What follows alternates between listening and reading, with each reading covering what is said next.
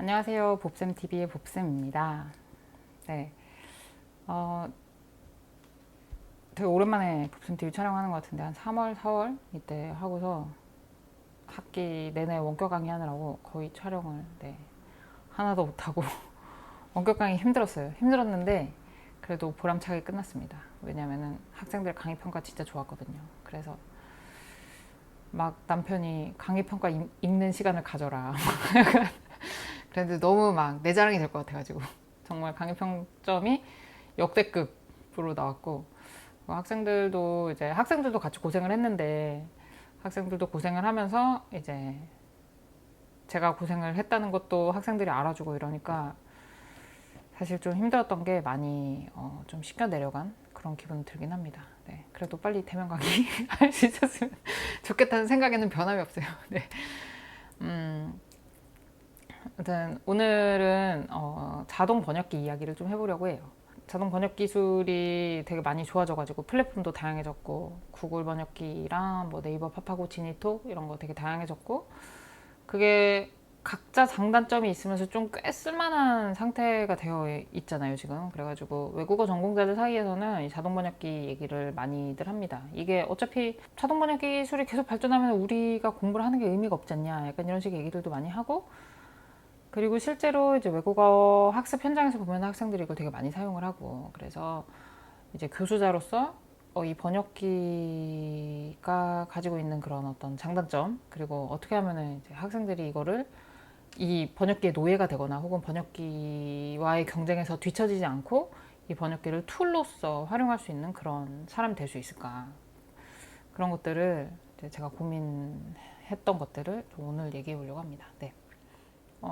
그 번역기 발전은 외국어 전공자들한테 희소식이기도 하고 걱정거리이기도 해요. 일단 학생들 같은 경우는 회화 수업에서 뭐 어떤 디알로그를 써오라는 그런 과제가 있다든지, 아니면 작문 수업에서 불어 레포트를 쓴다든지 이러면은, 만약에 번역기가 없었으면 본인이 그거를 일일이 막 불작을 하고 있어야 되는데, 번역기 있으니까 그냥 바로 번역기 돌려가지고 가져오면 된단 말이에요. 그런 게 이제 장점이겠죠. 빠르게 과제를 해치울 수 있으니까. 그리고 그 직장에서도 좀 간단한 업무를 불어로 보셔야 되는 분들 중에는 번역기를 쓰시는 분들도 있는 것 같아요. 그 이제 불어를 전혀 모르는 상태에서 쓰기에는 좀 위험한데, 왜냐면 오류가 있는데 이제 그런 것들 캐치할 수 없을 수가 있으니까.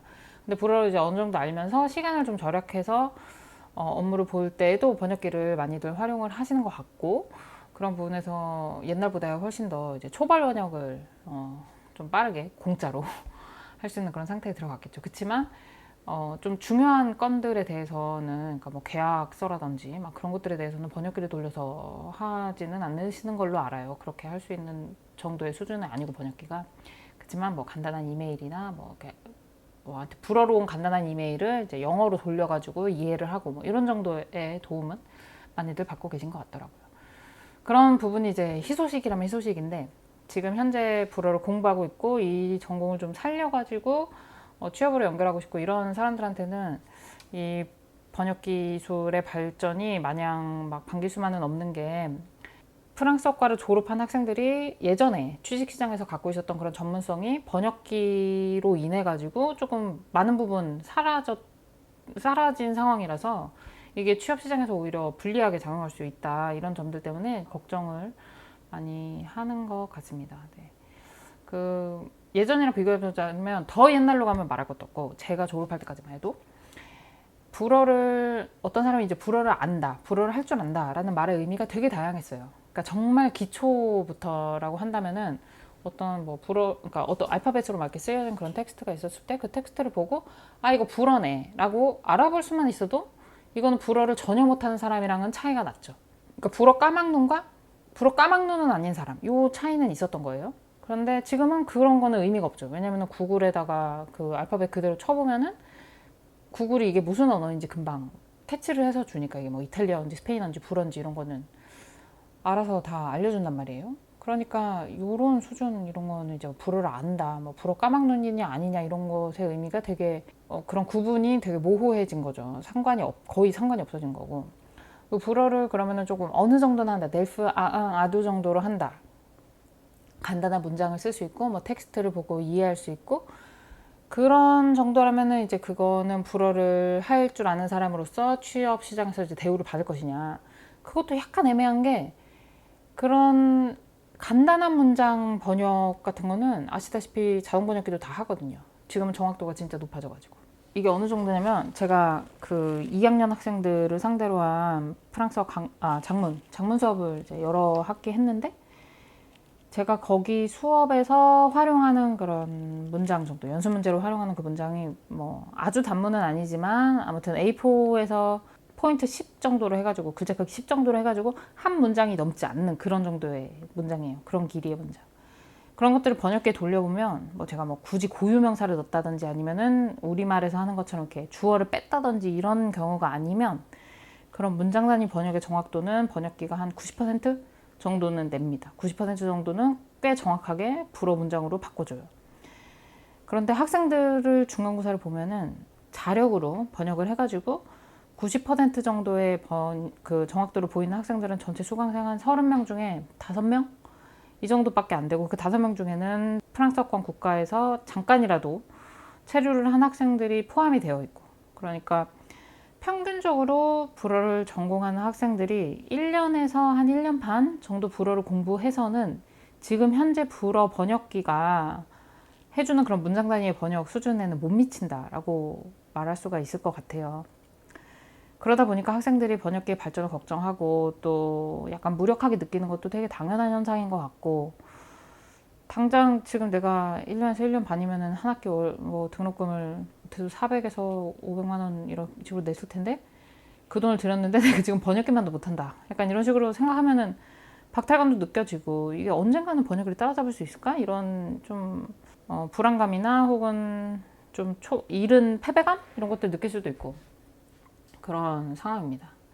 그런 면에서 저는 운이 좋았던 편인 것 같아요. 왜냐면은 저는 번역기를 학습 도구로 인식하지 않은 거의 마지막 세대인 것 같거든요. 제가 학부랑 석사 마칠 때까지 번역기가 없었어요. 어쩌면은 그 자동 번역 기술이라는 거는 어딘가에서 누가 개발하고 있었을 수도 있는데 저는 몰랐어요.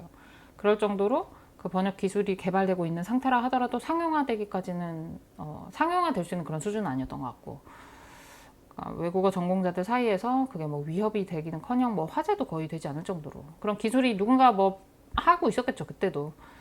그렇지만 아무튼 되게 막 초보 수준이었다. 그러다 보니까 제가 뭐 유학을 가서 유학 생활을 할 때 혹은 논문을 쓰면서도 번역기라는 게 제 삶에 들어오진 않았어요. 그런 거를 이용할 수 있다는 생각 자체를 안 한 거고 제가 만약에 한국에 있었으면은 좀 달랐을 수도 있을 것 같아요. 이 자동 번역 기술이 이제 계속 발달을 하고 있었고, 내가 이제 주변에도 다 불어를 공부하는 사람들하고 이제 네트워크가 있는데, 그 사람들도 어떤 뭐 과제를 낸다든지 아니면 뭐 외국인 교수님한테 메일 쓴다든지 이랬을 때 그런 번역기를 활용하고 그랬으면은 저도 거기에 영향을 받아서 아, 번역기가 꽤 좋아졌구나. 아, 이제 일일이 그거를 막 다 쓰고 있지 않아도 되는구나. 이런 식으로 생각하면서 그거를 되게 자연스럽게 받아들였을 것 같은데, 유학을 하고 있었으니까 그때 적어도 제가 알기로는 제 주위에 그런 이제 보통은 인문 분야 유학생들인데 뭐 문학이나 철학이나 그런 사람들 가운데에서 본인이 뭐 은행 업무를 본다든지 아니면 교수님한테 메일 쓴다든지 뭐 논문 과제 이런 건 진짜 말할 것도 없고 그런 때 번역기를 쓰는 사람은 없었어요. 제가 알기로는 없었고 특히나 이제 제가 전공했던 그런 문학 쪽 같은 경우는 논문에서 그 내용만 심사 대상이 되는 게 아니라 그 문장력이나 그런 것들도 다 보기 때문에 번역기를 돌려가지고 한다는 거는 좀 상상할 수가 없고 지금도 여전히 그럴 거고 앞으로도 글쎄요 번역기를 돌려서 논문을 쓴다 이거는 진짜 그럴 수는 없을 것 같네요. 네. 아무튼 그렇다 보니까 번역기가 이제 삶으로 들어오질 못한 건데 제가 이걸 운이 좋았다고 생각하는 이유는 이렇게 번역기 없이 공부를 하고 학위 논문을 쓰는 그 긴 시간 동안 저도 그러니까 번역 기술이 발전한 것과 마찬가지로 저도 불어 실력이 좋아진 거예요. 그래서 초기 번역 기술이 되게 별로였을 때 나는 불어를 뭐 한 4, 5년 정도는 배운 상태였을 거고 그리고서 지금 이제 번역 기술이 많이 좋아졌다고는 하지만 그래도 그 오류들을 그러니까 번역기가 초발해 놓은 것의 오류를 얼마든지 볼 수 있는 정도의 그런 수준에는 이르러 있다 보니까 이 번역기를 막 경쟁자로 느끼거나 무력하게 막 박탈감을 느끼기보다는 얘가 많이 좋아졌네. 이런 것들에서는 내가 도움을 얻을 수가 있겠네 이런 식으로 생각하지만 동시에 여전히 오류가 많이 있구나, 이거를 그대로 갖다 쓸 수는 없구나, 얘가 나를 대체할 수는 없구나, 이런 식의 이제 확신이 있거든요. 이런 상태에 있다는 게 되게 운이 좋다는 생각이 들어요. 물론 그 번역기만의 그런 강점이 있죠. 인간이 절대 따라잡을 수 없는, 이를테면 일단 번역 속도, 이런 거는 A4 뭐 한 페이지짜리 번역이다 이렇게 치면은 제가 아무리 쉬운 내용이어도 타이핑하는 시간도 있을 테니까 뭐 5분에서 10분은 걸린단 말이에요. 그렇지만 번역기는 드래그해서 하면은 바로 0.1초 만에 바로 답을 주니까 그런 거 놀랍죠. 놀라운데 뭐 오류는 있지만 아무튼 되게 빠르게 해낸다는 점이 이제 놀라운데, 그게 막 어떻게 번역기는 이렇게 하는데 내가 이거를 막 10분이나 붙들고 있었어 막 이렇게 되지는 않는 것 같아요. 그냥 뭐 내 일을 덜어줬네, 고맙네, 근데 뭐 여전히 오류가 있네, 약간 이런 식으로 생각하게 되고 좀 비서처럼 느끼는 것 같아요. 비서. 근데 비서가 어떤 비서냐면은 좀 일을 맡기면 되게 빨리 해가지고 오고 막 암기력도 상당히 막 놀라운데 가끔가다 간단한 말귀를 되게 못 알아듣고 말투도 막 이랬다가 저랬다가 하고 약간 이런 그런 좀 부족함이 있는, 아직은 가르칠 때가 되게 많은 그런 비서처럼 느껴지는 것 같아요. 근데 지금 학생들이 번역기를 인식하는 방식이 저와는 상당히 다른 것 같더라고요.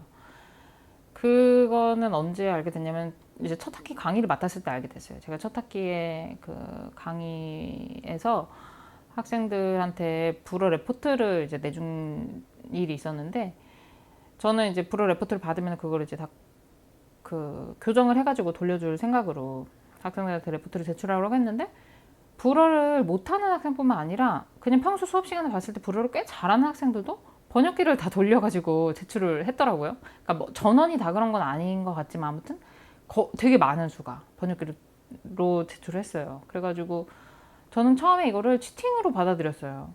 아니, 본인의 힘으로 써야지 이거를 나 번역기에 돌려서 가져오면 어떡해 이렇게 생각했거든요.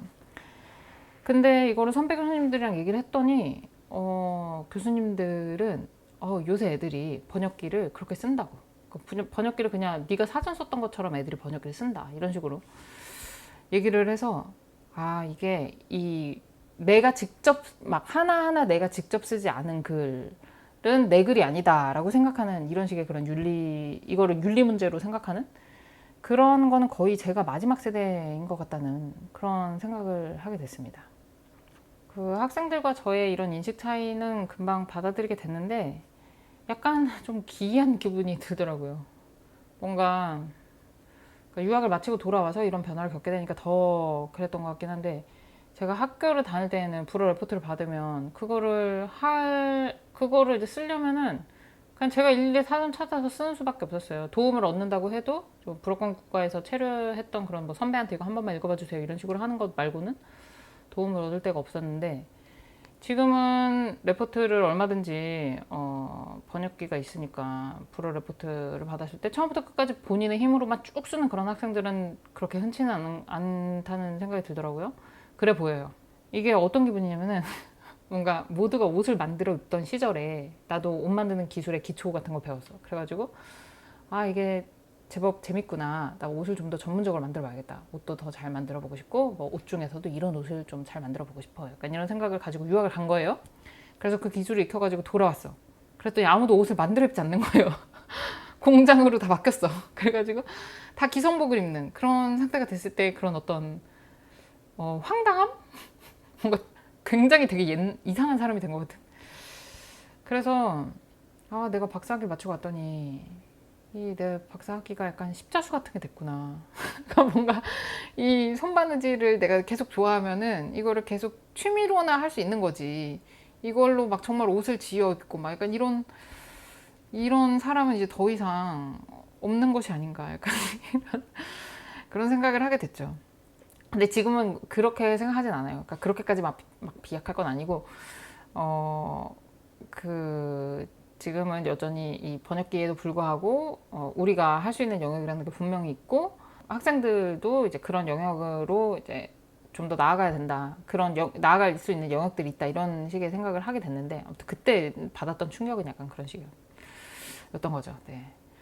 근데 동시에 이제 이런 그냥 개인적인 감정과는 별개로 학생들의 앞날이 좀 걱정이 되더라고요. 왜냐면은 결국 이제 이 번역기가 많이 좋아졌다고는 해도 얘가 이제 오류가 있고 그 오류 부분을 우리가 캐치해서 교정을 해줄 수 있는 정도의 수준은 돼야 이 번역기에도 불구하고 내가 기업에 취직해서 돈을 받아야 될 어떤 그 당위성이라는 게 생기는데 번역기에 계속 의존해서 공부를 하면 절대 번역기를 앞서갈 수는 없지 않냐 이런 걱정이었죠.